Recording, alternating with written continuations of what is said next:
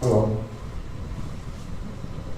ತಂದೆ, ಮಗ, ಪರಿಶುದ್ಧಾತ್ಮನ ದೇವರು, ಎಲ್ಲ ಸಕಲ ಮಾನ ಮರ್ಯಾದೆಗಳಿಗೆ ಅರ್ಹನಾಗಿರ್ತಕ್ಕಂಥ ದೇವರು.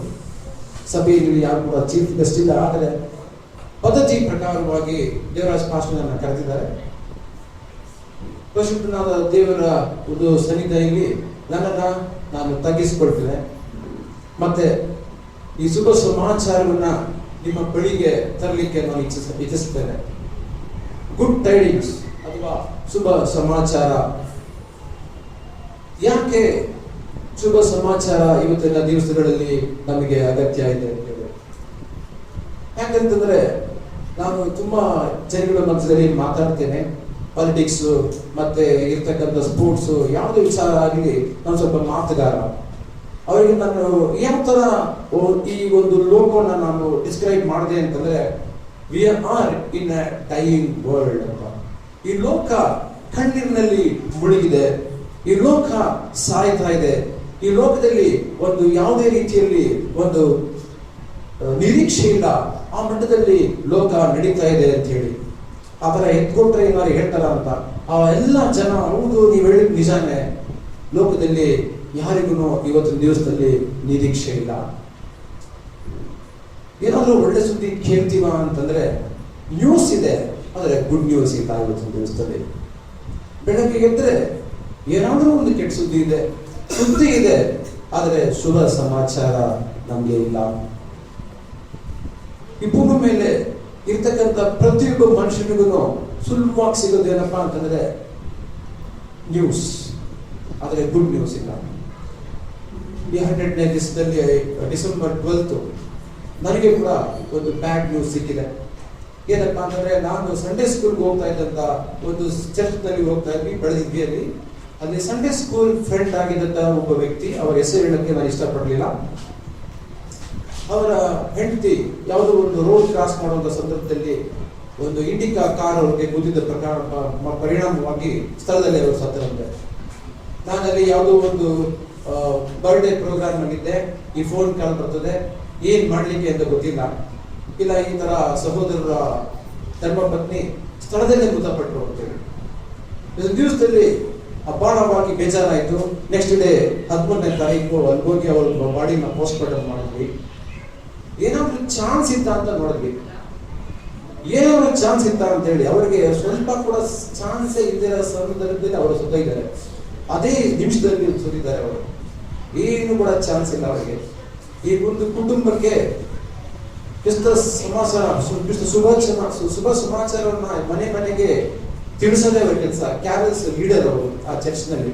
ಇವತ್ತಿನ ದಿವಸದಲ್ಲಿ 100ನೇ ತಾರೀಕು 13ನೇ ತಾರೀಕು ಅವ್ರ ಮನೆಯಲ್ಲಿ ದೀಪಾಚರಣೆ ಕೂಡ ಊಟ ಮಾಡೋಕ್ಕೂ ಕೂಡ ಸಾಧ್ಯ ಇಲ್ಲ. ಮತ್ತೆ ಕಾಯ್ತು. ಮತ್ತೆ ಆ ಸಹೋದರನ ನನಗೆ ಸಿಕ್ಕಿದ್ರು. ಪೋಸ್ಟ್ ಮಾರ್ಟಮ್ ರಿಪೋರ್ಟ್ ಮಾಡ್ಕೊಟ್ಟೆ. ನೋಡಪ್ಪ, ನಿನಗೆ ಸಮಾಧಾನ ಪಡಿಸುವಂತ ಶಕ್ತಿ ನನಗಿಲ್ಲ, ಆದ್ರೆ ನಿನ್ ಮನೆಯಲ್ಲಿ ನಡೆದಿರ್ತಕ್ಕಂಥ ಯಾವುದೇ ವಿಚಾರ ಆಗಲಿ ದೇವರು ದಂಡನೆ ಕೊಟ್ಟಿದ್ದಾರೆ ಅಂತ ದಯವಿಟ್ಟು ಅನ್ಕೊಳ್ಬೇಡ್ರಿ. ಇಲ್ಲ ದೇವರು ನಿಮ್ಮನ್ನ ಬಿಟ್ಟು ಹೋಗಿದ್ದಾರೆ ಅಂತ ಅನ್ಕೊಳ್ಬೇಡ್ರಿ. ಅದನ್ನ ಪ್ರಶ್ನೆ ಮಾಡ್ಲಿಕ್ಕೆ ನಾವು ಮನುಷ್ಯರಾಗಿದ್ದೀವಿ. ದಯವಿಟ್ಟು ಪ್ರಶ್ನೆ ಕೇಳ್ಬೇಡ್ರಿ. ಆದ್ರೆ ದೇವರು ಇಂಥ ಒಂದು ಸಂದರ್ಭದಲ್ಲೂ ಕೂಡ ನಿಮ್ ಜೊತೆಲಿ ಇದ್ದಾನೆ ಎಂದು ನಾನು ಅವರಿಗೆ ಒಂದೇ ಒಂದು ಮಾತು ಹೇಳಿದೆ. ಭಕ್ತನಾದ ಶ್ರೀ ಪೌಲನು ಸಭೆಗಳಿಗೆ ಬರೆದಂತ ಪತ್ರಿಕೆಯಲ್ಲಿ ಬಡತನ, ಕ್ರಿಸ್ತನ ಪ್ರೀತಿ ಎಲ್ಲಾ ವಿಷಯಗಳಿಗಿಂತ ಹೆಚ್ಚಾದ ಒಂದು ಪ್ರೀತಿ, ಹೆಚ್ಚಾದ ಒಂದು ಸಂಗತಿ. ಈ ಕ್ರಿಸ್ತನ ಪ್ರೀತಿ ಯಾವನಾದ್ರೂ ಒಬ್ಬ ಮನುಷ್ಯನ ಬಿಟ್ಟು ಅಗಲಿದರೆ ಅದಷ್ಟು ಲಾಸ್ ಯಾರಿಗೂ ಇಲ್ಲ. ಹಾಗಾದ್ರೆ ಅವನು ಬರೀತಾನೆ, ಭಕ್ತನಾದ ಪೌಲನು ಏನ್ ಬರೀತಾರೆ ಅಂತಂದ್ರೆ ಸಭೆಗಳಿಗೆ, ಮರಣ ಕೂಡ ನಮ್ಮನ್ನ ಕ್ರಿಸ್ತ ಪ್ರೀತಿಯಿಂದ ಅಗಲಿಸಲಿಕ್ಕೆ ಸಾಧ್ಯ ಇಲ್ಲ ಅಂತ ಹೇಳಿ ಆ ಭಕ್ತರಿಗೆ ನಾನು ಹೇಳಿದೆ, ಬ್ರದರ್, ನಿಮ್ಮ ಧರ್ಮಪತ್ನಿಯವರು ಒಂದು ಬೆಟರ್ ಪ್ಲೇಸ್ಗೆ ಹೋಗಿದ್ದಾರೆ, ದೇವರ ರಾಜ್ಯದಲ್ಲಿದ್ದಾರೆ. ಅವರು should be put to rest. ಅವರಿಗೆ ನೀವು ಅದಕ್ಕೋಸ್ಕರವಾಗಿ ನೀವು ಅಳ್ಬೇಡ್ರಿ. ಆದ್ರೆ ನಿಮಗೊಂದು ನಿಶ್ಚಯ ಇದೆ, ಏನಪ್ಪಾ ಅಂತಂದ್ರೆ ಕ್ರಿಸ್ತನ ಪ್ರೀತಿ ಇನ್ನೂ ಕೂಡ ನಿಮ್ಮನ್ನ ತೊರೆದು ಬೇರೆ ಹೋಗ್ಲಿಲ್ಲ ಅಂತೇಳಿ. ಇಂಥ ಒಂದು ಸಂದರ್ಭದಲ್ಲಿ ನಾನು ಕೂಡ ಮುರಿಯಲ್ಪಟ್ಟಿದ್ದೇನೆ. ಯಾಕಂತಂದ್ರೆ ಮನುಷ್ಯ ನಾನು. ಸಹೋದರರ ಒಬ್ಬರು ವೈಫ್ ಅವ್ರದ್ದು ಬಾಡಿನ ಪೋಸ್ಟ್ ಮಾರ್ಟಮ್ ಮಾಡಿದ್ಮೇಲೆ ನನಗೆ ಕೂಡ ಕೆಲವೆಲ್ಲ ಕ್ವಶನ್ಸ್ಗಳು ಬಂದು ಅದೇ ರೀತಿಯಲ್ಲಿ ಯೇಸು ಸ್ವಾಮಿ ವಿಚಾರದಲ್ಲಿ ಕೂಡ ಮಾತಾಡಲಿಕ್ಕೆ ನಾನು ಬಯಸ್ತೇನೆ. ದೇವರು ನನ್ನ ಏನಕ್ಕೆ ಇಟ್ಟಿದ್ದಾನೆ, ಈ ದೇವರು ಹಲವಾರು ಸೇವಕರನ್ನ ಯಾಕೆ ಇಟ್ಟಿದ್ದಾನೆ, ಸಭೆಗಳು ಯಾಕಿದ್ದಾರೆ ಅಂತಂದ್ರೆ to talk in support of Jesus, to spread the good news. The good news is Jesus has come. ಆಮೇಲೆ ಕಣ್ಣೀರಿನ ಮಧ್ಯೆ, ಸೋಲುಗಳ ಮಧ್ಯೆ, ಅವಮಾನಗಳ ಮಧ್ಯೆ, ಭಯ, ಒಂದು ನಿರೀಕ್ಷೆ ಇಲ್ಲದೆ ಇರುವಂತಹ ಸಂದರ್ಭಗಳಲ್ಲಿ ಕ್ರಿಸ್ತನ ಜನನ ಈವಾಗಲೂ ಸಹ ಶುಭ ಸಮಾಚಾರ. ಮುರಿದು ಹೋಗಿರತಕ್ಕಂಥ ಮನಸ್ಸನ್ನ ಜೋಡಿಸಲು ಶುಭ ಸಮಾಚಾರ ಇವತ್ತಿನ ದಿವಸದಲ್ಲಿ ಬೇಕು. ನೋಡ್ರಿ, ಓಟಿ ಆಪರೇಷನ್ ಥಿಯೇಟರ್ ಅದರ ಆಚೆಗಡೆ ಕೂತ್ಕೊಂಡು ಜನ ಕಾಯ್ತಾರೆ. ಒಂದೇ ಒಂದು ವಿಷಯ ಕಾಯ್ತಾರೆ, ನಾವೆಲ್ಲ ಆಚೆ ಬಂದು patient is out of danger ಅಂತಂದ್ರೆ ಸಾಕು, ಕೈ ಮುಗಿತಾರೆ, ಕಾಲಿಗೆಲ್ಲ ಬೀಳ್ತಾರೆ. ಅದನ್ನ ಅವರು ಎದುರು ನೋಡ್ತಾ ಇದ್ದಾರೆ, ಅದು ಅವರಿಗೆ ಶುಭ ಸಮಾಚಾರ. ಪೇಷಂಟ್ ಒಳಗಡೆ ಇದೆ, ಆದರೆ ಡಾಕ್ಟರ್ ಆಚೆ ಬಂದು ಹೇಳ್ಬೇಕು ಏನಪ್ಪಾ ಅಂತಂದ್ರೆ, ಪರವಾಗಿಲ್ಲ, ಜೀವ ಉಳಿದಿದೆ ರೀ, ಏನು ತೊಂದರೆ ಇಲ್ಲ, 15 ದಿವಸದಲ್ಲಿ ಡಿಸ್ಚಾರ್ಜ್ ಮಾಡ್ತೀವಿ ಅಂತ ಹೇಳ್ಬಿಟ್ರೆ ಅದೇನಪ್ಪಾ ಅಂತಂದ್ರೆ ಅವ್ರಿಗೆ ಶುಭ ಸಮಾಚಾರ.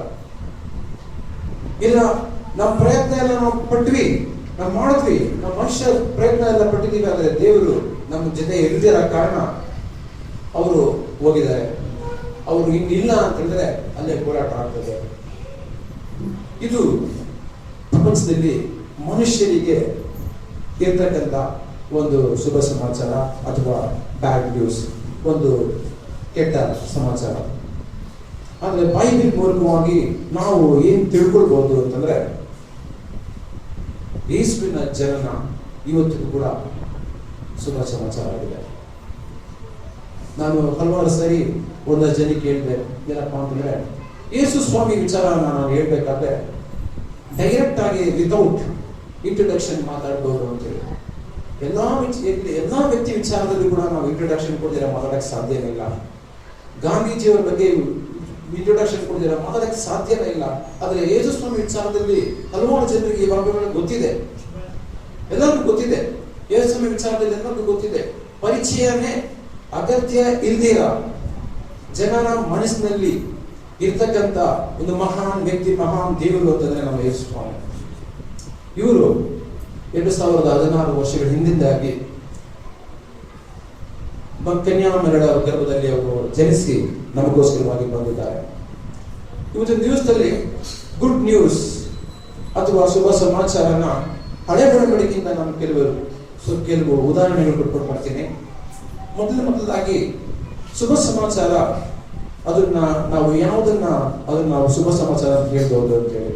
ಸ್ವಲ್ಪ ಜನರಿಗೆ ಸ್ವಲ್ಪ ಶತ್ರುಗಳು ಬಿದ್ದು ಕೈಕಾಲು ಮುರ್ಕೊಂಡ್ರೆ ಅದು ಶುಭ ಸಮಾಚಾರ ಅಂತ ಹೇಳಿ, ಇಲ್ಲ ನಮ್ಮ ಶತ್ರುಗಳು ಕೆಲಸ ಕಳ್ಕೊಂಡ್ರೆ ಅದು ಶುಭ ಸಮಾಚಾರ ಅಂತ ಹೇಳಿ, ಅವರು ಕಾಲು ಬಿದ್ದು ಮುರಿದೋಯ್ತು, ನನಗೆ ಹೊಟ್ಟೆ ತುಂಬಾ ಹಾಲು ಕೊಡ್ದಂಗೆ ಆಯ್ತು ಅಂತೇಳಿ ಅದು ಸಮಾಚಾರ ಅಲ್ಲ, ಶುಭ ಸಮಾಚಾರ ಅಲ್ಲ. ಅದು ಏನಪ್ಪಾ ಅಂತಂದ್ರೆ, ಒಂದು ಕ್ರೈಸ್ತ ಸನ್ನಿವೇಶದಲ್ಲಿ ಸಭೆಯಲ್ಲಿ ಪ್ರೀತಿ ಜಾಸ್ತಿ ಇರಬೇಕು. ಒಬ್ಬ ಸಹೋದರ ಬಲಹೀನನಾಗಿದ್ದಾನೆ, ಒಬ್ಬ ಸಹೋದರ ಕಣ್ಣೀರಿನಲ್ಲಿದ್ದಾನೆ ಅಂತಂದ್ರೆ ಅದನ್ನ ನೋಡಿ ಸಂತೋಷ ಪಡುವಂಥದ್ದು ಶುಭ ಸಮಾಚಾರ ಇಲ್ಲ ಹೇಳು. ಯಾಕಪ್ಪ ಅಂತಂದ್ರೆ 2 ಸಮುವೇಲ 4:10 ಭಕ್ತನಾದ ದಾವೀದ ಅರಸನಾಗಿದ್ದ. ಅವನ ಹತ್ತಿರ ರೇಖಾ ಮತ್ತೆ ಬಾಣ ಅಂತ ಇಬ್ಬರು ಸೈನಿಕರು ಬಂದರು. ಇಷ್ಬೋಶೆತ್ ಅಂತ ಅವರ ಸೌದನ ಮಗ, ಅವನು ಮಲಗಿರುವಂತ ಸಂದರ್ಭದಲ್ಲಿ ಅವನ್ನ ಸಾಯಿಸ್ಬಿಟ್ಟು ಆ ಕತ್ತಿ ತಲೆಯನ್ನ ತಗೊಂಡು ಅರಸನ ಬಳಿಗೆ ಬರ್ತಾರೆ. ಅರಸನೇ, ನಿನಗೆ ನಾವು ಒಂದು ಶುಭ ಸಮಾಚಾರನ ತಂದಿದ್ದೀವಿ, ನಮಗೆ ನೀನು ಬಹುಮಾನ ಕೊಡ್ತೀಯ ಅಂತ ನಾವು ನಂಬಿದ್ದೀವಿ ಅಂತೇಳಿ ಅರಸನಾದ ದಾವೀದನಿಗೆ ಹೇಳ್ತಾನೆ, ಇದು ಶುಭ ಸಮಾಚಾರ ಅಲ್ಲ. ಸೌಲನನ್ನ ಕೂಡ ಸಾಯಿಸಿ ಅಭಿಲೇಖಿಯರು ನನ್ನ ಬಳಿಗೆ ಬಂದು ಶುಭ ಸಮಾಚಾರನ ತಂದಿದ್ದೀವಿ ಅಂತ ಅವ್ರು ಹೇಳಿದ್ರು. ಆದ್ರೆ ನಾನು ಅವ್ರಿಗೆ ಹೇಳಿದ್ದೆ, ಯೆಹೋವನ ಜೀವನನ್ನೇ ನಿಮ್ಮಲ್ಲಿ ಒಬ್ರು ಕೂಡ ಉಳಿಯೋದಿಲ್ಲ ಅಂತ ಹೇಳಿ ನಾನು ಅವರನ್ನ ಸಾವಿಗೆ ಈಡು ಮಾಡಿದೆ. ಇದು ನೀವು ತಂದಿದ್ದು ಶುಭ ಸಮಾಚಾರ ಅಲ್ಲ. ನಿಮಗಿಂತಲೂ ಶ್ರೇಷ್ಠವಾಗಿರ್ತಕ್ಕಂಥ ಒಬ್ಬ ನೀತಿವಂತ ವ್ಯಕ್ತಿ ಇಷ್ಬೋಶೆತ್ ಅವನು ಮಲಗಿರುವಂತಹ ಸಂದರ್ಭದಲ್ಲಿ ಅವನ್ನ ಸಾಯಿಸಿ ಅವನ ಸಾವನ್ನ ನನ್ನ ಬಳಿಗೆ ಬಂದು ಶುಭ ಸಮಾಚಾರ ಅರಸನೇ ನಾನು ನಿಮಗೆ ಹೇಳ್ತೀನಿ ಅಂತ ಹೇಳಿ ಬಂದಿದ್ಯಾ, ಅದು ನಿಮ್ಮ ತಪ್ಪು ಅಂತ ಹೇಳಿ ಅವರನ್ನ ಅವರು ಮರಣದಲ್ಲಿ ಬಿಡ್ತಾರೆ. ಇವಾಗಿನ ಕಾಲದಲ್ಲಿ ಯಾವುದು ಶುಭ ಸಮಾಚಾರ? ಶುಭ ಸಮಾಚಾರನ ತಿಳ್ಕೊಳ್ಬೇಕಾದ್ರೆ ಒಂದು ನಡೆಸುವಿಕೆ ಬೇಕು, ಒಂದು ದೈವಿಕ ನಡೆಸುವಿಕೆ ಬೇಕು, ಡಿಸರ್ನಿಂಗ್ ಪವರ್ ಬೇಕು. ಎಲ್ಲ ವಿಚಾರಗಳ ಶುಭ ಸಮಾಚಾರ ಅಲ್ಲ. ಶುಭ ಸಮಾಚಾರನ ನಮ್ಮ ಮಧ್ಯದಲ್ಲಿ ಯಾರು ತರಲಿಕ್ಕಾಗ್ತದೆ? 2ನೇ ಸಮುವೇಲ 18:27 ಅಹಿಮಾಸ್ ಎಂಬ ವ್ಯಕ್ತಿ, ಅವನು ಜಾದೋಕ್ ಅನ್ನುವರ ಮಗ. ಅವನು ಯಾವಾಗಲೂ ಓಡಿ ಓಡಿ ಬರುವಂತ ವ್ಯಕ್ತಿ. ಇದನ್ನ ದೂರದಿಂದ ದಾವೀದನ ಜೊತೆ ಚೆನ್ನಾಗಿದ್ದರು. ಅವರು ಒಬ್ಬನೇ ಓಡಿ ಬರ್ತಾ ಇದ್ದಾನೆ ಅಂತಂದ್ರೆ ಅವನ ಹತ್ರ ಏನೋ ಸುದ್ದಿ ಇದೆ ಅಂತ ಹೇಳಿದ್ರು. ಒಬ್ಬನೇ ಓಡಿ ಬರ್ತಾ ಇದ್ದಾನೆ, ಅವನ ಹತ್ರ ಸುದ್ದಿ ಇದೆ ಅಂತ ಹೇಳಿ ಅವನು ಓಡ್ಕೊಂಡು ಬರ್ತಾ ಇರೋದು ನೋಡಿದ್ರೆ ಜಾದೋಕನ ಮಗನಾದ ಅಹಿಮಾಸ್ ಅದೇ ತರ ಕಾಣ್ತದೆ ಅಂತ ಹೇಳಿ. ಅಹಿಮಾಸ್ ಎಂಬ ವ್ಯಕ್ತಿ ತುಂಬಾ ಒಳ್ಳೆ ವ್ಯಕ್ತಿ, ತುಂಬಾ ನಡತೆ ಇಡುವಂತಕ್ಕಂಥ ವ್ಯಕ್ತಿ. ಅವನು ಬರ್ತಾ ಇದ್ದಾನೆ ಅಂತಂದ್ರೆ ಒಂದು ಒಳ್ಳೆ ಸಮಾಚಾರ ತರ್ತಾ ಇದ್ದಾನೆ ಅಂತೇಳಿ, ಒಂದು ಶುಭ ಸಮಾಚಾರ ತರ್ತಾ ಇದ್ದಾನೆ ಅಂತೇಳಿ. ಅಲ್ಲಿಗೆ ದೇವರ ವಾಕ್ಯದಲ್ಲಿ ಬರೆದಿರ್ತಕ್ಕಂಥ ಮಾತೇನಪ್ಪ ಅಂತಂದ್ರೆ, ಶುಭ ಸಮಾಚಾರವನ್ನ ಕೆಟ್ಟ ವ್ಯಕ್ತಿಗಳು ತರಲಿಕ್ಕೆ ಸಾಧ್ಯ ಇಲ್ಲ. ದೇವರು ಒಳ್ಳೆಯ ವ್ಯಕ್ತಿಗಳನ್ನ ನಮ್ಮ ಮಧ್ಯದಲ್ಲಿ ಶುಭ ಸಮಾಚಾರವನ್ನ ತರಲಿಕ್ಕೆ ಇಟ್ಟಿದ್ದಾರೆ. ಶುಭ ಸಮಾಚಾರ ನಮಗೆ ಇನ್ನೂ ಒಂದು ವಿಷಯದಲ್ಲಿ ಸಿಗ್ತದೆ. ಏನಪ್ಪಾ ಅಂತಂದ್ರೆ 2ನೇ ಅರಸರುಗಳು 7ನೇ ಅಧ್ಯಾಯ 9ನೇ ವಚನದಲ್ಲಿ ಅಲ್ಲಿ ನಾವು ಹೀಗೆ ನೋಡ್ತೇವೆ, 4 ಮಂದಿ ಕುಷ್ಠರೋಗಿಗಳು ಸಮಾರ್ಯ ಪಟ್ಟಣದ ಆಚೆ ಇದ್ದಾರೆ. ಸಮಾರ್ಯ ಪಟ್ಟಣದಲ್ಲಿ ಘೋರವಾದ ಒಂದು ಬರ ಪರಿಸ್ಥಿತಿ. ಪಟ್ಟಣದ ಒಳಗಡೆ ಬರ ಇದೆ. ಪಟ್ಟಣದ ಸುತ್ತಲೂ ಅರಾಮ್ಯರ ಅರಸನು ಸೈನ್ಯವನ್ನ ಸುತ್ತಿ ಬಂದಿದ್ದಾನೆ. ಅವನ ಹೆಸರು ಬೆನ್ಹದದ್ ಅಂತೇಳಿ. ಶತ್ರು ಸೇನೆ ವಿರುದ್ಧವಾಗಿ ಪಟ್ಟಣದ ಒಳಗಡೆ ಇರತಕ್ಕಂಥ ಅರಸರು ಮತ್ತೆ ಸೈನಿಕರು ಏನು ಕೂಡ ಮಾಡ್ಲಿಕ್ಕೆ ಆಗ್ಲಿಲ್ಲ ಅಂತ ಒಂದು ಸಂದರ್ಭದಲ್ಲಿ ಭಯಂಕರವಾದ ಒಂದು ಸನ್ನಿವೇಶ. ಒಂದು ತಾಯಿ, ಇಬ್ಬರು ಹೆಣ್ಮಕ್ಳಿದ್ದಾರೆ, ಅವರಿಗೆ 2 ಮಕ್ಕಳಿರ್ತದೆ. ಅವಾಗ ತಾನೇ ಅವರು ಹಾಲು ಕುಡಿಸುವಂತ ಒಬ್ಬ ಆಕೆ ಅದನ್ನ ಸಾಯಿಸಿ ಅದನ್ನ ಬೇಯಿಸಿ, ಇವತ್ತು ನಾವು ಈ ಮಗುವನ್ನ ತಿನ್ನೋಣ, ಮುಂದಿನ ದಿನ ನಿನ್ನ ಮಗುವನ್ನ ಕರ್ಕೊಂಬ ಅಂತೇಳಿ ಹೇಳ್ತಾರೆ. ಇಂಥ ಒಂದು ಭಯಂಕರವಾದ ಪರಿಸ್ಥಿತಿ. ಅವರ ಮಕ್ಕಳನ್ನ ಅವರು ಸಾಯಿಸಿ ಅವರನ್ನ ಮಕ್ಕಳನ್ನ ತಿನ್ನುವಂತ ಒಂದು ಭಯಂಕರವಾದ ಸ್ಥಿತಿ ಇತ್ತು. ಬರಗಾಲ ಅಂತ ನೋಡುವಂತ ಸಂದರ್ಭದಲ್ಲಿ ನಾವು ನೋಡುವಂತ ಬರಗಾಲ ಅಲ್ಲ. ನಮ್ಮ ಕರ್ನಾಟಕ ದೇಶದಲ್ಲಿ ಬರಗಾಲ ಇನ್ನ ಬರಲಿಲ್ಲ. ಆದರೆ ನಾನು ಇವತ್ತಿನ ದಿವಸದಲ್ಲಿ ನಡೆದಂತ ವಿಚಾರನ ಹೇಳ್ತಾ ಇರೋದಂತಂದ್ರೆ, ಸಮಾರ್ಯ ಪಟ್ಟಣದಲ್ಲಿ ಆ ದಿವಸದಲ್ಲಿ ಬಂದಂತ ಘೋರವಾದ ಬರಗಾಲ ತಾಯಿಯ ಪ್ರೀತಿಯನ್ನ ಕೂಡ ಕಡಿಮೆ ಮಾಡಿತ್ತು. ತನ್ನ ಹೆತ್ತ ಮಗುವನ್ನ ಅವರು ಬೇಯಿಸಿ ತಿಂದಿದ್ರು. ಇಂಥ ಒಂದು ಸಂದರ್ಭದಲ್ಲಿ ಆ ಅರಸನು ಎಲೀಷನಿಗೋಸ್ಕರವಾಗಿ ಹುಡುಕ್ತಾನೆ. ಎಲೀಷನು ಪ್ರವಾದಿ. ಅವನೇನ್ ಹೇಳ್ತಾನೆ ಅಂತಂದ್ರೆ, ನಾಳೆ ದಿವಸ ಸಮೃದ್ಧಿಯನ್ನ ಸಮಾರ್ಯ ಪಟ್ಟಣದ ಒಳಗಡೆ ನಾವು ನೋಡ್ತೀವಿ, ಅದು ನಿಮಗೆ ಶುಭ ಸಮಾಚಾರ ಅಂತೇಳಿ. ಎಂತ ಶುಭ ಸಮಾಚಾರ? ನಾಳೆ ಬೆಳಗ್ಗೆ ಎಷ್ಟೊತ್ತಿಗೆ ಒಂದೇ ಒಂದು ದಿವಸ 24 hours ನಲ್ಲಿ ಏನು ಶುಭ ಸಮಾಚಾರ ಆಗ್ತದೆ? ಒಳಗಡೆ ಭಯಂಕರವಾದ ಘೋರವಾದ ಒಂದು ಫ್ಯಾಮಿಲಿ ಇದೆ, ಬರಗಾಲ ಇದೆ. ಆಚೆಗಡೆ ನೋಡಿದ್ರೆ ಸಹಸ್ರಾರು ಜನ ಸೈನಿಕರಿದ್ದಾರೆ, ನಮಗೆ ಬದುಕಕ್ಕೆ ಸಾಧ್ಯ ಇಲ್ಲ ಅಂತ ಸಂದರ್ಭದಲ್ಲಿ ಪ್ರವಾದಿ ಎಲೀಷನ್ ಅವರು ಏನ್ ಹೇಳ್ತಿದ್ದಾರೆ ಅಂತಂದ್ರೆ, ನಾಳೆ ಇಷ್ಟೊತ್ತಿಗೆ ರೂಪಾಯಿಗೆ 24 ಸೇರಿ ಜವೆ ಗೋಧಿನ ನೀವು ಮಾರಾಟ ಮಾಡ್ತೀರಾ, ಒಟ್ಟಿಗೆ ತಿಂತೀರಾ ಅಂತೇಳಿ. ಅದೇ ದಿನ ರಾತ್ರಿಗೆ 4 ಮಂದಿ ಕುಷ್ಠರೋಗಿಗಳು ಆ ಸಮಾರ್ಯದ ಪಟ್ಟಣದ ಹೊರಗಡೆ ಇದ್ರು. ಈ ಕುಷ್ಠರೋಗಿಗಳಿಗೆ ಪಟ್ಟಣದ ಒಳಗಡೆ ಬರಲಿಕ್ಕೆ ಪರ್ಮಿಷನ್ ಇಲ್ಲ. ಆ ಕುಷ್ಠರೋಗ ಆ ಕಾಲದಲ್ಲಿ ಶಾಪಗ್ರಸ್ತವಾದ ಜನರಿಗೆ ಮಾತ್ರ ಬರ್ತದೆ ಅಂತ ಹೇಳಿ ಒಂದು ನಂಬಿಕೆ. ಪಟ್ಟಣದ ಒಳಗಡೆ ನಂಬಿಕೆ ಇಲ್ಲ, ಪಟ್ಟಣದ ಒಳಗಡೆ ನಿರೀಕ್ಷೆ ಇಲ್ಲ, ಪಟ್ಟಣದ ಒಳಗಡೆ ಯಾವುದೇ ತರವಾದ ಶುಭ ಸೂಚನೆ ಇಲ್ಲ. ಪಟ್ಟಣದ ಹೊರಗಡೆ ಶತ್ರು ಸೈನ್ಯ ಇದೆ. ಇಂಥ ಒಂದು ಸಂದರ್ಭದಲ್ಲಿ ಅವ್ರು ಹೇಳ್ಕೊಂಡ್ರು, ನಮ್ಗಂತೂ ಲೈಫ್ ಇಲ್ಲ. ಇವತ್ತು ದಿವಸದಲ್ಲಿ 4 ಜನ ಇದ್ದೀವಿ ಕುಷ್ಠರೋಗಿಗಳು. ಪಟ್ಟಣದ ಹೊರಗಡೆ ಹೋದ್ರು ಕೂಡ ಸಾಯ್ತೀವಿ, ಪಟ್ಟಣದ ಆಚೆಗಡೆ ಸುಮ್ಮನಿದ್ರು ಕೂಡ ಸಾಯ್ತೀವಿ. ಅರಾಮ್ಯರ ಬಾಲ್ಯದೊಳಗಡೆ ನಾವು ಹೋಗ್ತೀವಿ. ಅವ್ರೇನಾದ್ರೂ ನಮ್ಗೆ ಕರುಣೆ ತೋರಿಸಿದ್ರೆ ಸರಿ, ಇಲ್ಲದೆ ಹೋದ್ರೆ ಅವ್ರು ನಮ್ಮ ಸಾಹಿತ್ಯ ಪರವಾಗಿಲ್ಲ ಅಂತ ಹೇಳಿ. ಆದ್ರೆ ಕರ್ತನ ಆತ್ಮನು ಕ್ರಿಯೆ ಮಾಡಿ ಎಲೀಷನ್ ಪ್ರವಾದಿ ಹೇಳಿದಂತ ಮಾತೇನಪ್ಪಾ ಅಂತಂದ್ರೆ, ನಾಳೆ ಬೆಳಗ್ಗೆ ರೂಪಾಯಿ 24 ಸೇರು ಜವೆ ಗೋಧಿ ಇಲ್ಲಿ ಮಾರಾಟ ಆಗ್ತದೆ, ಸಮೃದ್ಧಿ ಬರಗಾಲ ಪೀಡಿತ ಪ್ರದೇಶ ಸಮಾಜದ ಒಳಗಡೆ ಇರೋದಿಲ್ಲ. 24 ಗಂಟೆ ಸಮಯ ಸಾಕು ದೇವರಿಗೆ ಅಂತ ಹೇಳುವ ಸಂದರ್ಭ ಯಾರು ಕೂಡ ನಮಗಿಲ್ಲ. ಆದರೆ ಈ 4 ಜನ ಕುಷ್ಠರೋಗಿಗಳು ಅರಣ್ಯರ ಪಾಠಗಳಿಗೆ ಧೈರ್ಯ ಮಾಡಿ ಹೋಗ್ತಾರೆ. ಅವ್ರು ನೋಡಿದಾಗ ಒಂದೇ ಒಂದು ಜನ ಕೂಡ ಇಲ್ಲ. ಆದರೆ ಕರ್ತನ ಆತ್ಮನು ಏನ್ ಮಾಡಿದ್ದಾನೆ ಅಂತಂದ್ರೆ ಅವರಿಗೆ ಒಂದು ಭಯ ಹುಟ್ಟಿಸುವಂತ, ಒಂದು ಭಯ ತರುವಂತ ಒಂದು ಭಯಂಕರವಾದ ಕೆಟ್ಟ ಸುದ್ದಿ ಅವರಿಗೆ ಬೀಳಿಸಿ ಅವ್ರು ಏನ್ ಮಾಡ್ತಾರೆ ಅಂತಂದ್ರೆ ಒಬ್ಬ ಸೈನಿಕನ ಕೂಡ ಅಲ್ಲಿ ಎಲ್ಲ ಒಂದು ದವಸ ಧಾನ್ಯಗಳು, ಒಡವೆ ವಸ್ತುಗಳೆಲ್ಲ ಬಿಟ್ಟು ಅವರ ಪ್ರಾಣಕ್ಕೆ ಹೆದರಿ ಓಡೋಗಿದ್ದಾರೆ. ಮತ್ತೆ ಅವರು ನೆನೆಸ್ತಾರೆ, ಬೆಳಗ್ಗೆ ಹೋಗಿ ಹೇಳೋಣ ಈ ವಿಷಯನ, ಈ ಶುಭ ಸಮಾಚಾರ, ಇದು ಶುಭ ಸಮಾಚಾರನ ಬೆಳಗ್ಗೆ ಹೋಗಿ ಹೇಳೋಣ ಅಂತ ಹೇಳಿ. ಆದ್ರೆ ಒಬ್ಬ ಕುಷ್ಠರೋಗಿ ಇನ್ನೊಬ್ಬರಿಗೆ ಹೇಳ್ತಾನೆ, ನೋಡು, ಈ ಶುಭ ಸಮಾಚಾರನ ಬೆಳಗ್ಗೆವರೆಗೂ ನಾವು ತಡೆ ಹಿಡಿದಿಟ್ಕೊಂಡ್ರೆ ನಮ್ಮ ಮೇಲೆ ಕೇಳಿ ಬರ್ಬೋದು. ಅರಸನಿಗೆ ಈಗಲೇ ಹೋಗಿ ಹೇಳ್ಬೇಕು ಅಂತೇಳಿ ಅಲ್ಲಿ ಬಂದ್ರಂತೆ. ಅರಸನಿಗಾದ್ರೂ ಮನೆಯಲ್ಲಿ ಬರಗಾಲ ಇದೆ, ಆಚೆ ಕಡೆ ಶತ್ರು ಸಮೂಹ ಇದೆ, ಇದ್ರೆ ಬರಲಿಲ್ಲ. ಅವನೆಲ್ಲರೂ ಎತ್ತಿ ನಿಂತಿದ್ದಾನೆ. ಕೋಟೆ ಹತ್ರ ಬಂದು ಇವರು ಜೋರ ಕಿರಿಸ್ತಾರೆ. ಈ ತರ ಅರಣ್ಯರ ಪಾಳಿಯ ಬರಿದಾಗಿದೆ, ಒಬ್ರು ಇಲ್ವೇ ಇಲ್ಲ, ನಾವು ಹೋಗಿ ನಮಗೆ ಬೇಕಾದಷ್ಟು ಊಟನ ವಸ್ತ್ರವನ್ನ ನಾವು ತಕೊಂಡು ಬರ್ಬೋದು ಅಂತೇಳಿ ನಾವು ಬೈಬಲ್ ನಲ್ಲಿ ಓದ್ತೀವಿ. ಅವರು 3 ದಿವಸ ಆ ಅರಣ್ಯರ ಪಾಳಿಯನ್ನ ಲೂಟಿ ಮಾಡಿದ್ರು ಅಂತೇಳಿ. ಅತಿ ದಿವಸದಲ್ಲಿ ಜವೆ ಗೋಧಿ ₹1 24 ಸೇರು ಮಾರಾಟ ಆಯ್ತು. ಶುಭ ಸಮಾಚಾರವನ್ನ ಯಾರು ತಂದರು? 4 ಮಂದಿ ಕುಷ್ಠರೋಗಿಗಳು ತಂದರು. ಶುಭ ಸಮಾಚಾರ ನನಗೆ ಮತ್ತೆ ನಿಮಗೆ ಈಗಲೇ ಬರ್ತಕ್ಕಂಥದ್ದಾಗಿದೆ. ನಮಗೆ ಬರ್ತಕ್ಕಂಥ ಶುಭ ಸಮಾಚಾರವನ್ನ ಯಾರಿಂದಲೂ ಕೂಡ ತಪ್ಪಿಸಲಿಕ್ಕೆ ಸಾಧ್ಯ ಇಲ್ಲ. ದೇವರ ಆತ್ಮನೇನು ಹೇಳ್ತಾರೆ ಅಂತಂದ್ರೆ, ಈಗಲೇ ಶುಭ ಸಮಾಚಾರ ನಿಮ್ಮಗಳಿಗೆ ಬಂದಿದೆ. ಯೆರೆಮೀಯನ ಗ್ರಂಥ 17ನೇ ಅಧ್ಯಾಯದಲ್ಲಿ 3 ಮತ್ತು 4, 5 ವಚನಗಳನ್ನು ನೋಡುವ ಸಂದರ್ಭದಲ್ಲಿ ಹೀಗೆ ಬರ್ತಿದೆ, ಮನುಷ್ಯ ಮಾತ್ರದವರಲ್ಲಿ ನಂಬಿಕೆ ಇಟ್ಟು, ಸ್ವಂತ ಶಕ್ತಿಯಲ್ಲಿ ನಂಬಿಕೆ ಇಟ್ಟು ಯೆಹೋವನನ್ನ ತೊರೆದು ಬಿಡುವಂತ ಮನಸ್ಸುಳ್ಳವನ ವ್ಯಕ್ತಿ ಅವನೇನಾಗಿದ್ದಾನೆ, ಬಹಳ ಶಾಪಗ್ರಸ್ತ ಮಾಡಿದ್ದಾನೆ. ಅವನೊಳಗಡೆ ಶುಭ ಸಂಭವಿಸ್ತದಂತೆ, ಆದ್ರೆ ಅವನ ಕಣ್ಣಿಗೆ ಕಾಣೋದಿಲ್ಲ ಅಂತ. ಅವನ ಹೆಸರು ಎಲ್ಲಿ ಬರ್ತಿದೆ ಅಂತಂದ್ರೆ ಮಣ್ಣಿನ ಧೂಳಿನ ಮೇಲೆ ಅವನ ಹೆಸರು ಬರೆಯಲ್ಪಟ್ಟಿದೆ. ಇವನಿಗಾದ್ರೂ ನಿರೀಕ್ಷೆ ಇಲ್ಲ.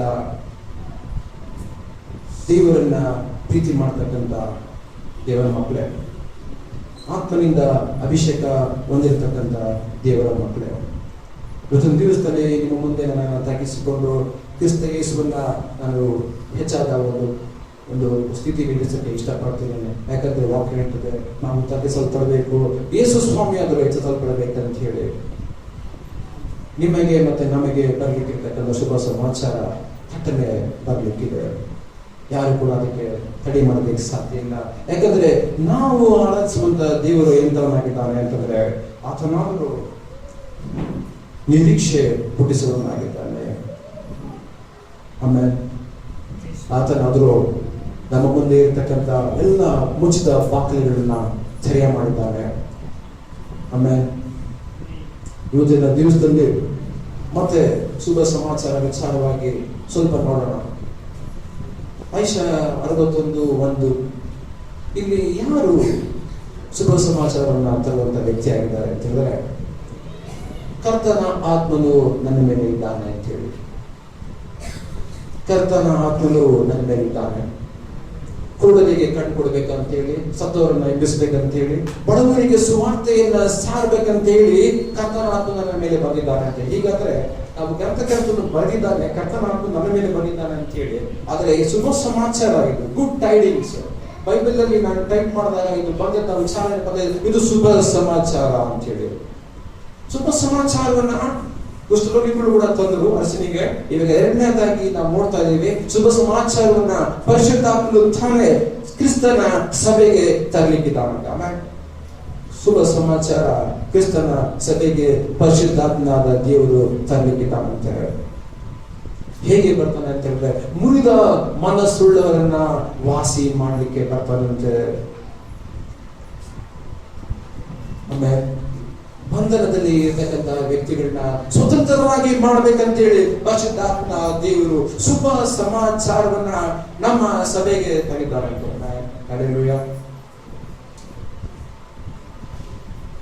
ಐಶಾಯ 57ನೇ ಅಧ್ಯಾಯದ 7ನೇ ವಚನದಲ್ಲಿ ನೋಡುವ ಸಂದರ್ಭದಲ್ಲಿ ಶುಭ ಸಮಾಚಾರ ತರುವವನ ಪಾದಗಳು ಎಷ್ಟು ಅಂದವಾಗಿದೆ. ಇವತ್ತಿನ ನೋವಿನ ದುಃಖದ ಸ್ಥಿತಿಯಲ್ಲಿ ಇರ್ತಕ್ಕಂಥ ಎಲ್ಲ ಜನರಿಗೆ ಊಟಕ್ಕಿಂತಲೂ ಬೇರೆ ಎಲ್ಲ ವಿಷಯಗಳಿಗಿಂತಲೂ ಬೇಕಾಗಿರ್ತಕ್ಕಂಥ ವಿಷಯ ಅಂತಂದ್ರೆ ಶುಭ ಸಮಾಚಾರ. ಎಷ್ಟೋ ದಿವಸ ಆಗೋಗಿತ್ತು, ಏನೂ ಕೂಡ ಒಳ್ಳೆ ಸುದ್ದಿನ ನನ್ನ ಕಿವಿಗೆ ಬರ್ತಾ ಇಲ್ಲ ಅಲ್ಲಿ ಅಂತ ಹೇಳಿ ಇವತ್ತಿನ ದಿವಸದಲ್ಲಿ ಕರ್ತನ ಆತ್ಮನು ಮುರಿದ ಮನಸ್ಸುಳ್ಳವರನ್ನ ಗುಣ ಮಾಡಲಿಕ್ಕೆ ನಮ್ಮ ಮಧ್ಯದಲ್ಲಿ ಪ್ರತ್ಯಕ್ಷನಾಗಿದ್ದಾರೆ. ತಂದೆ ಮಗ ಕುಮಾರನಾದ ದೇವರು ನಮ್ಮೊಂದಿಗಿದ್ದಾರೆ. ಲೂಕನ ಸುವಾರ್ತೆ 2:10 ಅದರಲ್ಲೂ ಸಹ ಹೀಗೆ ಬರ್ತದೆ, ಆ ಕಾಲದಲ್ಲಿ ಚಳಿಗಾಲದಲ್ಲಿ ಕುರುಬರ ಒಂದು ಹಿಂಡು ಕೆಲಸ ಮಾಡ್ತಾ ಇದ್ರು, ಕುರಿಗಳನ್ನ ಕಾಯ್ತಾ ಇದ್ರು. ಅವರು ಧಿಕ್ಕರಿಸಲ್ಪಟ್ಟ ಜನ, ಕಡೆಗಣಿಸಲ್ಪಟ್ಟಂತ ಜನ, ನಿರ್ಗತಿಕರು, ಗಣನೆಗೆ ಬಾರದಂತ ವ್ಯಕ್ತಿಗಳು. ಈ ವ್ಯಕ್ತಿಗಳಿಗೆ ಮೊದಲನೇದಾಗಿ ಆಕಾಶದಿಂದ ಒಂದು ದೊಡ್ಡ ಗುಂಪು ಕಾಣಿಸಿದಂತೆ ಅವರಿಗೆ ಸುಲಭವಾಗಿ ಗೊತ್ತಾಯಿತು, ಇದು ದೇವದೂತರೇ ಅಂತ ಹೇಳಿ. ದೂತ ಸಮೂಹ ಆ ಕುರಿಗಳನ್ನ ಕಾಯ್ತಾ ಇರತಕ್ಕಂತ ವ್ಯಕ್ತಿಗಳ ಮಧ್ಯದಲ್ಲಿ ಬಂದು ಅವರಿಗೆ ಹೇಗೋ ಹೆದರಬೇಡ್ರಿ ಗುರುಗಳೇ, ನಿಮಗೆ ನಾನು ಒಂದು ಶುಭ ಸಮಾಚಾರವನ್ನ ನಿಮ್ಗೆ ಹೇಳ್ತೀನಿ. ಈಗ ನೋಡ್ರಿ, ಬೆತ್ಲೆಹೇಮಿನಲ್ಲಿ ದಾವೀದನೂರಿನಲ್ಲಿ ನಿಮಗೋಸ್ಕರ ಒಬ್ಬ ರಕ್ಷಕನು ಹುಟ್ಟಿದ್ದಾನೆ.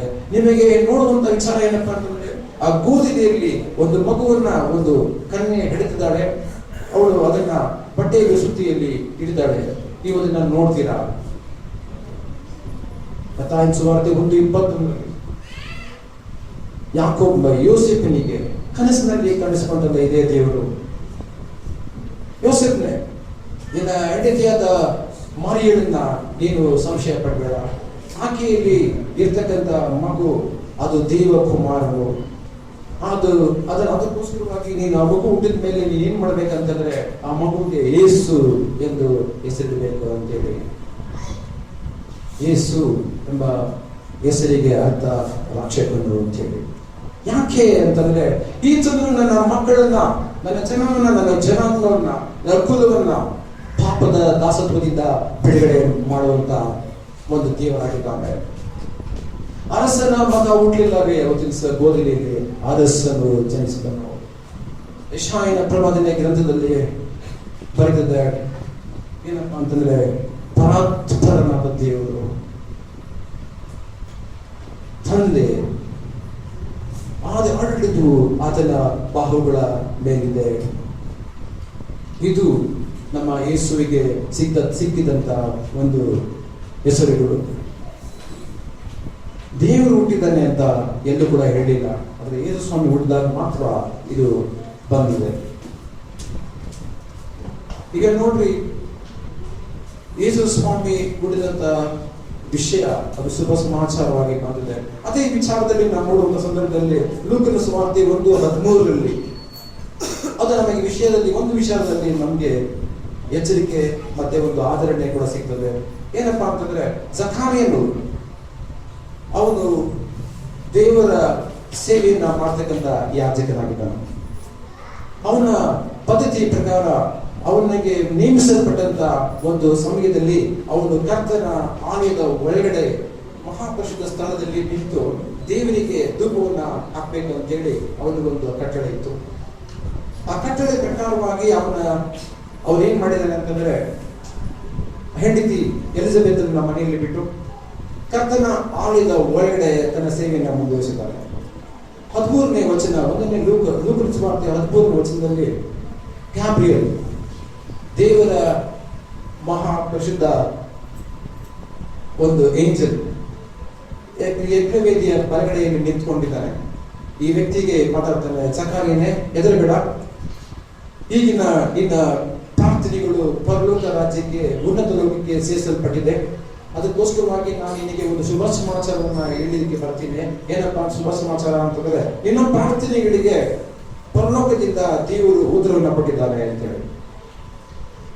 ಈ ವ್ಯಕ್ತಿಯ ಪ್ರಾರ್ಥನೆ ಏನಾಗಿತ್ತಪ್ಪ ಅಂತಂದ್ರೆ, ಅವನು ಮತ್ತೆ ಎಲಿಜಬೆತ್ ಮಹಾ ಒಳ್ಳೆ ಜನಗಳು, ನೀತಿಯನ್ನು ಅನುಸರಿಸಿದಂತ ಜನರು ಆಗಿದ್ರು.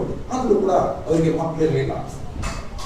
ಈ ಜನರಿಗೆ ಶುಭ ಸಮಾಚಾರವನ್ನು ತರಬೇಕಂತ ಹೇಳಿ ಗಾಬ್ರಿಯಲ್ ದೇವದೂತನು ಅವರ ಮಧ್ಯದಲ್ಲಿ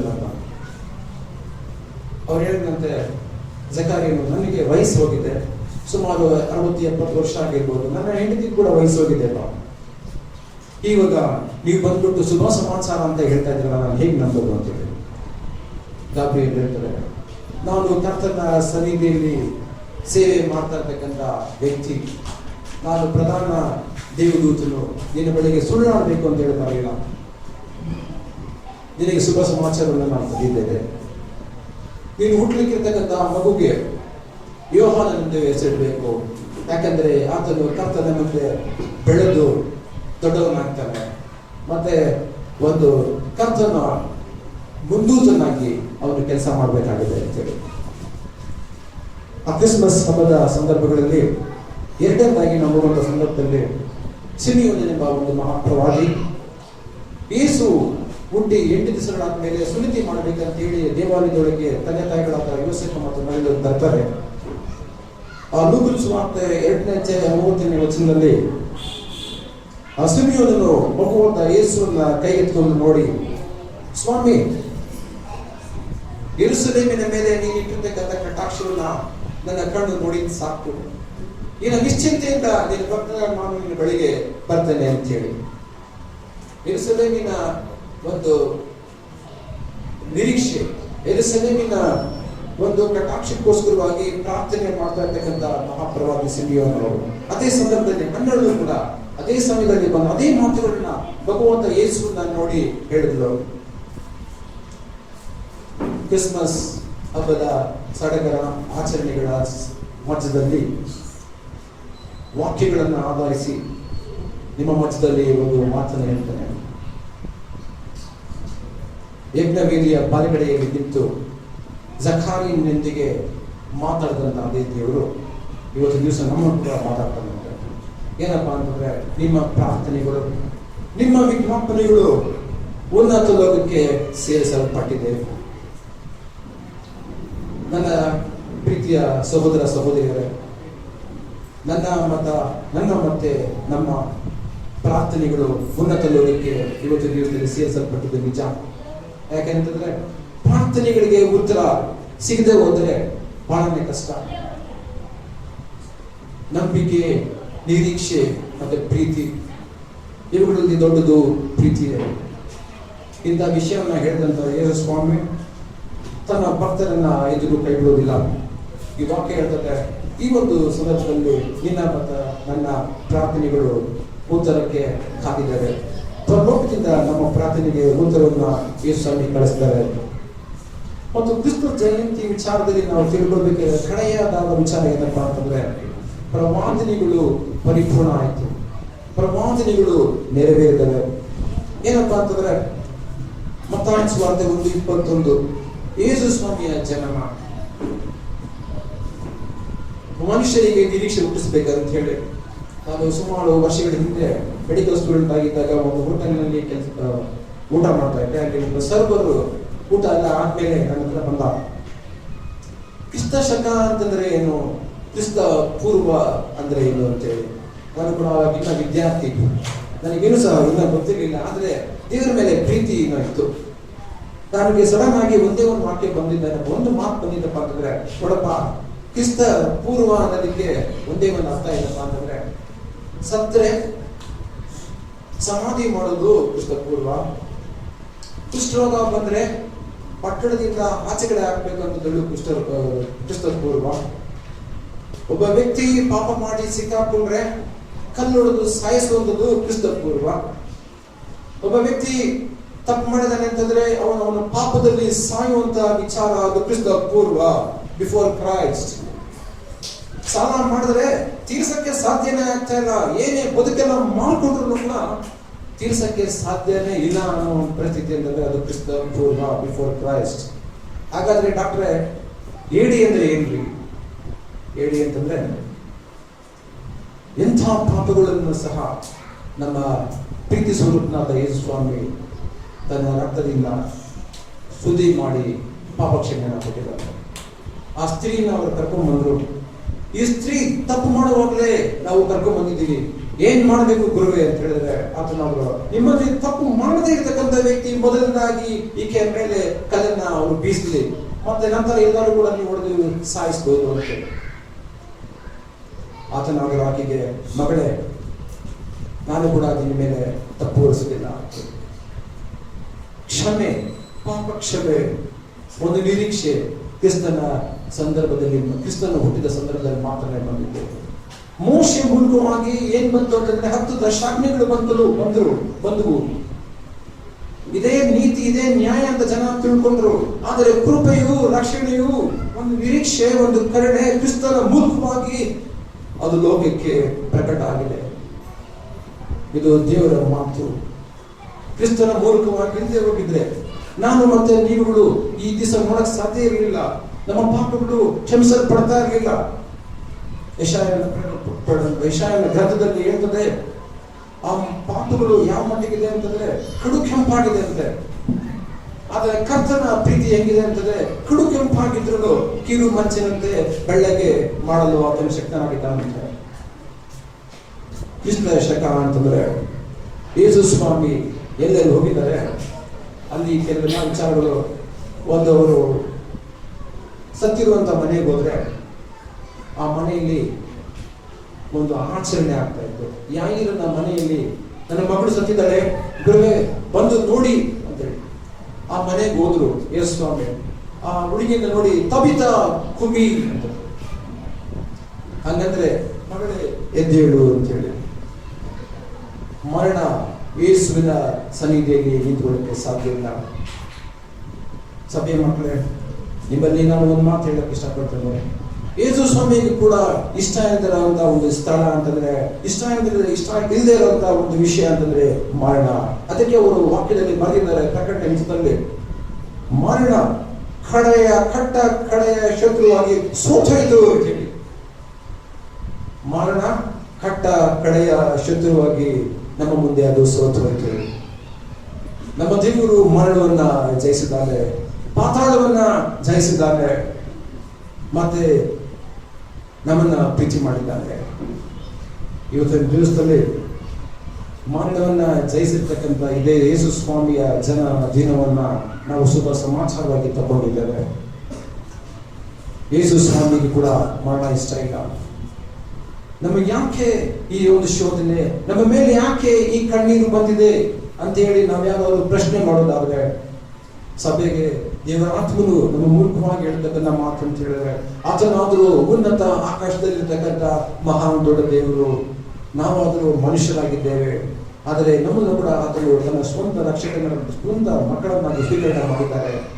ಆತನಿಂದ ಎಲ್ಲ ಬಾಯಿಗೆ ಬಂದಿದ್ದು, ಮನಸ್ಸಿಗೆ ಬಂದಿದ್ದು ಎಲ್ಲನೂ ಕೂಡ ನಾವು ಪ್ರಶ್ನೆ ಮಾಡಲಿಕ್ಕೆ ಸಾಧ್ಯ ಇಲ್ಲ. ವಾಕ್ಯ ಹೇಳ್ತದೆ, ನಿಮಗೆ ಸಂಚಕಾರವಾಗಿ ನಾನು ಪರಿಶುದ್ಧಾತ್ಮನನ್ನ ಕಳಿಸಿಕೊಡ್ತೇನೆ. ಸತ್ಯದ ಆತ್ಮನು ನಿಮ್ಮಲ್ಲಿ ಬಂದಾಗ ಸಕಲ ಸತ್ಯಗಳಲ್ಲಿ ಆತನು ನಿಮ್ಮನ್ನ ನಡೆಸ್ತಾನೆ ಅಂತ ಹೇಳಿ.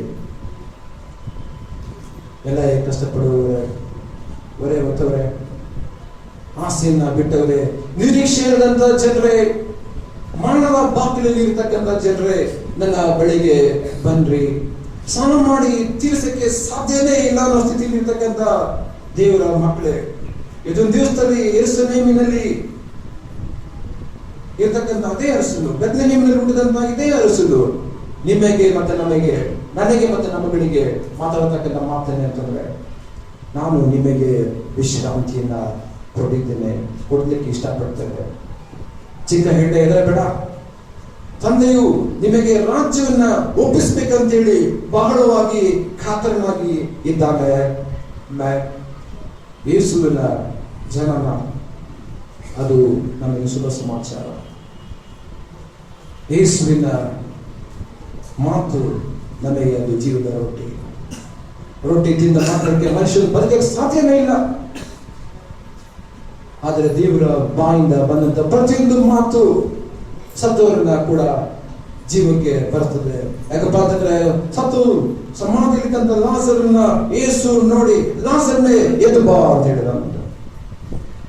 ಆಮೇಲೆ ಈ ಒಂದು ಮಹಾ ಪರಿಶುದ್ಧನಾದ ಪ್ರೀತಿ ಸ್ವರೂಪನಾದ ಯೇಸು ಸ್ವಾಮಿ ನನ್ನ ಮತ್ತೆ ನಮ್ಮ ಸ್ವಂತ ರಕ್ಷಕನಾಗಿದ್ದಾನೆ. ನಮ್ಮ ಸಭೆಗೆ ಆಧಾರ ಸ್ತಂಭನಾಗಿದ್ದಾನೆ. ಈ ಸಭೆಗೆ ಮುಖ್ಯ ಮೂಲೆಗಳಾಗಿದ್ದಾನೆ.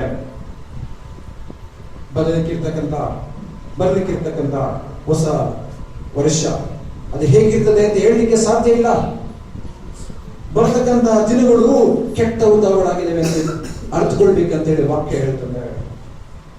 ಆದರೆ ಆಲಯದಲ್ಲಿ ಇರ್ತಕ್ಕಂಥ ಮಕ್ಕಳು ಹೇಗಿದ್ದಾರೆ ಅಂತಂದ್ರೆ, ಕರ್ತನ ಮಕ್ಕಳು ಹೇಗಿದ್ದಾರಂತೆ, ಆಲಯದಲ್ಲಿ ನೆಡಲ್ಪಟ್ಟಂತ ಸಸ್ಯಗಳಾಗಿದ್ದಾರೆ ಅಂತ. ನನ್ನನ್ನ ಮತ್ತು ನಿಮ್ಮನ್ನ ಕರ್ತನ ಹಸ್ತದಿಂದ ತೆಗೆದುಹಾಕಲಿಕ್ಕೆ ಯಾವ ಶಕ್ತಿಗೂ ಸಾಧ್ಯ ಇಲ್ಲ.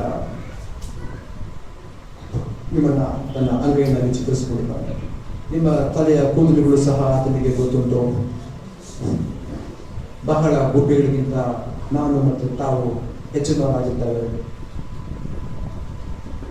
ದೇವರನ್ನ ಹುಡುಕುತ್ತಾ ಹೋಗಿರ್ತಕ್ಕಂಥ, ಕ್ರಿಸ್ತನ ಪ್ರೀತಿಯನ್ನ ಅರಿತಿರ್ತಕ್ಕಂಥ, ಮುಳುಗಿ ದೀಕ್ಷಾಸ್ನಾನ ಮಾಡಿಸಿಕೊಂಡಿರ್ತಕ್ಕಂಥ ದೇವರ ಮಕ್ಕಳೇ, ಈ ರಾತ್ರಿ ಅದು ಕರ್ತನ ದಿನ. ಇವತ್ತು ಕರ್ತನ ದಿನ. ತಡೆ ಮಾಡದಿರ ಯೇಸು ಸ್ವಾಮಿ ನಿಮ್ಮ ಪ್ರಾರ್ಥನೆಗಳಿಗೆ ಉತ್ತರವನ್ನು ಕೊಡುವಂತ ಸಮಯ. ನಿಮಗೆಲ್ಲ ದುಸ್ಥಿತಿಯನ್ನ ತನ್ನ ಪ್ರೀತಿಯಿಂದ ಅದನ್ನು ತೆಗೆದು ಹಾಕ್ಲಿಕ್ಕಿದ್ದಾನೆ. ಈಗ ನಿನ್ನ ಮುಂದೆ ಒಂದು ಬಾಗಿಲನ್ನ ನಾನು ತೆಗೆಯಕ್ಕೆ ಹೋಗ್ತೀನಿ, ನಿನಗೆ ಕಣ್ಣಿಗೆ ಕಾಣೋದಿಲ್ಲ, ಆದ್ರೆ ನಿನ್ನ ಮುಂದೆ ನಾನು ಬಾಗಿಲನ್ನು ತೆಗೆಯಕ್ಕೆ ಹೋಗ್ತಾ ಇದ್ದೇನೆ ಅಂತ ಹೇಳಿ. ರಾತ್ರಿ ಎಲ್ಲ ನಾನು ಮೀನ್ ಹಿಡಿದೆ ಸ್ವಾಮಿ, ಮೀನ್ ಸಿಕ್ಕಿಲ್ಲ ಅಂತಂದ್ರೆ, ನನ್ನನ್ನ ಕರ್ಕೊಂಡು ಹೋಗಪ್ಪ, ನನ್ನನ್ನ ಕರ್ಕೊಂಡು ಹೋಗು. ನಿನ್ನ ಪ್ರಯತ್ನದಲ್ಲಿ ಮೀನ್ ಸಿಕ್ಕಿಲ್ಲ ನಿಜ, ನನ್ನನ್ನ ಕರ್ಕೊಂಡು ಹೋಗು. ಮತ್ತೆ ನಿನ್ನ ಬಲಗಡೆಯಲ್ಲಿ ಬಲೆಯನ್ನ ಬೀಸು. ನನ್ನ ಮಾತಿನ ಮೇಲೆಗೆ ಕ್ರಿಯೆಯನ್ನ ಮಾಡಪ್ಪ. ನಂಬಿಕೆಯಿಂದ ನಿನ್ನ ಬಲೆಯನ್ನ ದೋಣಿಯ ಬಲಬದಿಯಲ್ಲಿ ನೀನು ಹಾಕು. ನಿನಗೆ ಸಮೃದ್ಧಿಯನ್ನ ನಾನು ಕೊಡ್ಲಿಕ್ಕಿದ್ದೇನೆ ಅಂತೇಳಿ. ಆ ಕಾಲದಲ್ಲಿ ಬಾತಿಮೇಲೆ ನಿನ್ನಲ್ಲಿ ಕ್ರೂರತನ ಇದ್ದದ್ದು ನಿಜ, ನಿನಗೆ ಕ್ರೂರತನ ಇರೋದು ನಿಜನೇ. ಆದ್ರೆ ನನ್ನ ಒಂದು ಪ್ರಸನ್ನತೆಯಲ್ಲಿ, ನನ್ನ ಒಂದು ಪ್ರಭಾವ ಪ್ರಕಟ ಆಗಿರುವ ಸಂದರ್ಭದಲ್ಲಿ ನಿನ್ನ ಕ್ರೂರತನ ನಿನ್ನನ್ನ ಕಟ್ಟಿ ಹಾಕಲಿಕ್ಕೆ ಸಾಧ್ಯ ಇಲ್ಲ. ನೀನು ನನ್ನ ಕರೆದಿದ್ಯಾ, ದಾವಿದನ ಕುಮಾರನೇ ನನ್ನ ಮೇಲೆ ಕರುಣೆ ಇಡು ಅಂತ ಹೇಳಿದ್ಯಾ. ಇವತ್ತು ದಿವಸದಲ್ಲಿ ನಾನು ನಿನಗೆ ಹೇಳಿದ್ದೇನೆ ಅಂತಂದ್ರೆ, ನಿನ್ನ ಸ್ವರ ನಾನು ಕೇಳಿದ್ದೇನೆ ಅಂತ ಹೇಳಿ ತನ್ನ ಶಿಷ್ಯರಿಗೆ ಹೇಳಿದಂತೆ ಕರ್ಕೊಂಡ್ಬಂದ್ರಿ ಅಂತೇಳಿ. ಏನಾದ್ರು ಬಂದು ಸ್ವಾಮಿ ಅಂತ ಕೇಳಿದ. ಅವ್ರು ಸ್ವಾಮಿ ಕೇಳಿದ್ರು, ನಾನು ನಿನಗೆ ಏನು ಮಾಡ್ಬೇಕಂತ ಹೇಳಿ. ನನ್ನ ಕುರುಡುತನನ್ನ ತಾವು ತೆಗೆದು ಹಾಕ್ಬೇಕು, ನನಗೆ ಕಣ್ಣನ್ನ ದೃಷ್ಟಿಯನ್ನ ಕೊಡ್ರಿ ಅಂತೇಳಿ. ಬಾತಿಮೇನಿಗೆ ಸ್ವಾಮಿ ಹೇಳಿದಂತ ಅಂದ್ರೆ, ನೀನು ನಂಬಿಕೆ ನಿನ್ನ ಸ್ವಸ್ಥ ಮಾಡಿದೆ ಅಂತ ಹೇಳಿ. ನಾವು ಇದರಿಂದ ಅರ್ಥ ಮಾಡ್ಕೊಳ್ಬೇಕಾದ ವಿಚಾರ ಏನಂತಂದ್ರೆ, ಯಾವುದೇ ಕುರುಡುತನ ಯೇಸುವಿನ ಒಂದು ಮಹಾ ಪ್ರಸನ್ನತೆಯನ್ನ, ಯೇಸುವಿನ ಒಂದು ಮಹಾ ಪ್ರಭಾವವನ್ನ ನಮ್ಮಿಂದ ಮುಚ್ಚಿಡಲಿಕ್ಕೆ ಸಾಧ್ಯ ಇಲ್ಲ.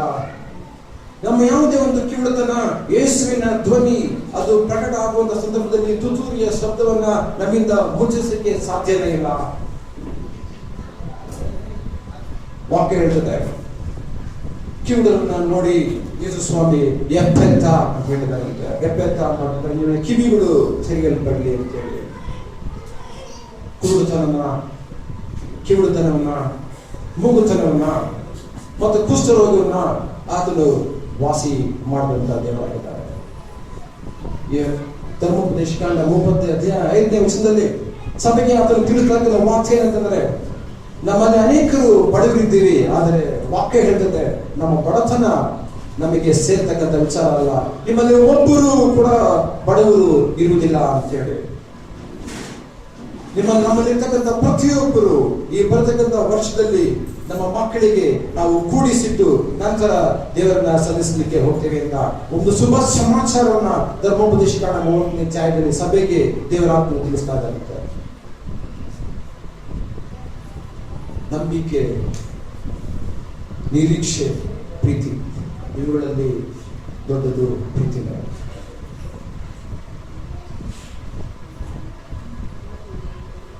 ನಾವು ಶುಭ ಸಮಾಚಾರವನ್ನ, ಪ್ರಾರ್ಥನೆಗಳಿಗೆ ಉತ್ತರವನ್ನ ಸಿಗುವಂತಹ ಸಂದರ್ಭಗಳನ್ನ ಕೂಡ ನೋಡಿದ್ವಿ. ಮತ್ತೆ ಕ್ರಿಸ್ತನ ಜನದ ಮೂಲಕವಾಗಿ ಸೈತಾನನು ಸೈತಾನನ್ನ ತುಳಿದು ಹಾಕಿದಂತಹ ದೇವರ ಒಂದು ದೈವಿಕ ಚಿತ್ರವನ್ನು ಕೂಡ ನೋಡಿದ್ವಿ. ಆತನಾದರೂ ಪ್ರಕಟ ಏನಕ್ಕಾದ್ನ ಅಂತಂದ್ರೆ ಈ ಮನುಷ್ಯ ಕುಮಾರನು ಸೈತಾನನ ಕಾರ್ಯಗಳನ್ನ ಲಯ ಮಾಡ್ಬೇಕಂತೇಳಿ ಬಂದದಾಗಿದ್ದೇವೆ. ವಿಚಾರವನ್ನ ಗ್ರಹಿಸಿದಂತ ನಾವು ಆನಂದ ನಾವು ಯೇಸುವಿನನ್ನ ದೃಷ್ಟಿಸಿ ನೋಡಿ ನಮ್ಮ ಕಣ್ಣುಗಳನ್ನು ಮುಚ್ಚಿ ಈ ಬರ್ಲಿಕ್ಕಿರ್ತಕ್ಕಂಥ ಹೊಸ ವರ್ಷಕ್ಕೆ ಒಂದು ಹೊಸ ಅಭಿಷೇಕವನ್ನ ಕೇಳ್ಕೊಳ್ಳೋಣ. ನಾವು ದೇವರ ಸಮ್ಮುಖದಲ್ಲಿ ಎದ್ದು ನಿಲ್ಲೋಣ. ದೇವರ ಸಮ್ಮುಖದಲ್ಲಿ ಎದ್ದು ನಿಲ್ಲೋಣ. ಸ್ವಾಮಿ, ಸಂಜೆ ಆದ ಮೇಲೆ ಲೋಕದ ಸುವಾರ್ತೆಯಲ್ಲಿ ತಾವು ಸೋತು ಹೋಗಿರ್ತಕ್ಕಂಥ, ನಿರೀಕ್ಷೆ ಇಲ್ದಿರ್ತಕ್ಕಂಥ ರೋಗಿಗಳಾಗಿರ್ತಕ್ಕಂಥ ಎಷ್ಟೋ ಸಾವಿರಾರು ಮಕ್ಕಳನ್ನ ತಾವು ಸಾಧಿಸಿದಿರಿ, ಉಪದೇಶ ಮಾಡಿದಿರಿ, ಅವರ ಪಾಪಗಳನ್ನ ಕ್ಷಮಿಸಿದಿರಿ, ಅವರ ರೋಗಿಗಳನ್ನ ಸ್ವಸ್ಥ ಮಾಡಿದ್ದೀರಿ ಸ್ವಾಮಿ. ಅವರಿಗೆ ನಿರೀಕ್ಷೆಯನ್ನ ಹೇಳಿದ್ದೀರಿ ಸ್ವಾಮಿ. ಸ್ವಾಮಿ, ಇವತ್ತು ದಿವಸದಲ್ಲಿ ಶಾರೋನ್ ಫುಲ್ ಗಾಸ್ಪಲ್ ಅಸೆಂಬ್ಲಿ ಇರ್ತಕ್ಕಂಥ ನಿನ್ನ ಮಕ್ಕಳನ್ನ ನಿನ್ನ ಹಸ್ತಕ್ಕೆ ಒಪ್ಪಿಸ್ತಾ ಇದ್ದೀವಿ ಸ್ವಾಮಿ.